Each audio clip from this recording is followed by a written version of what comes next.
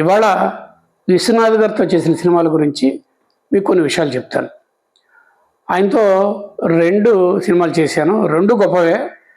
ప్రత్యేకించి స్వాతిముత్యం చాలా పెద్ద సెన్సేషన్ మూవీ. నా కెరియర్లో 25 వారాలు ఆడిన గొప్ప చిత్రం. అది కాకుండా దీనికి ఒక స్పెషాలిటీ ఉంది. తెలుగు చిత్రసీమ చరిత్రలో ఇది చాలా గర్వించదగ్గ విషయం.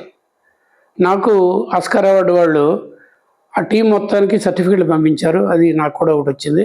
ఎప్పుడు నా అలమర్లో ఫ్రంట్లోనే అందరూ చూసేట్టుగా పెడతాను. అంత ప్రౌడ్. ఇక విశ్వనాథ్ గారితో నాకు మొదటి పరిచయం అలాగా సినిమా పరిచయం. అలా అంతకుముందు ఎప్పుడైనా నేను చూసానా?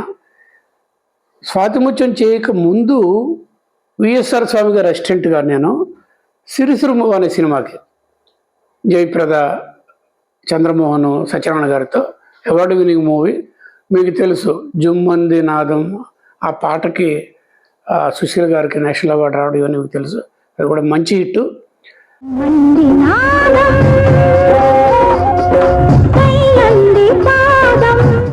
అయితే అంతకంటే ముందు నాకు వాహినిలో ఫోకసింగ్ అసిస్టెంట్గా ఉన్నప్పుడు స్వామి గారి దగ్గర రాకముందు ఒక రోజున ఒక ఫ్లోర్కి నన్ను లెన్స్ అడిగారు. ఫస్ట్ అసిస్టెంట్ రఘు ఇది తీసుకెళ్ళి ఆయనకి ఇచ్చేసి వెనక్కి వచ్చామన్నారు. నేను ఆ ఫ్లోర్లోకి వెళ్ళా. అక్కడ ఫస్ట్ టైం నా జీవితంలో ఫోటోలు కాకుండా డైరెక్ట్గా కంటితో విశ్వనాథ్ గారిని చూశాను. ఆ సినిమా జీవన జ్యోతి పెద్ద హిట్ ఆ రోజులో.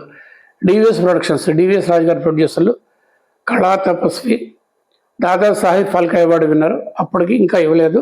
కె విశ్వనాథ్ గారి సినిమా అది పెద్ద హిట్. తర్వాత వేరే లాంగ్వేజెస్లో హిందీలో కూడా చేశారు. వాణిశ్రీ గారు మెమరబుల్ పెర్ఫార్మెన్స్ వాణి గారిది. అదేదో పాట ఒకటి జు జు జు ఏదో పాట, అది సూపర్ హిట్ ఆ రోజుల్లో. సోహన్ బాబు గారు ఇలాగా ఆ రోజు నేను వెళ్ళినప్పుడు వీళ్ళు ఎవరు లేరు.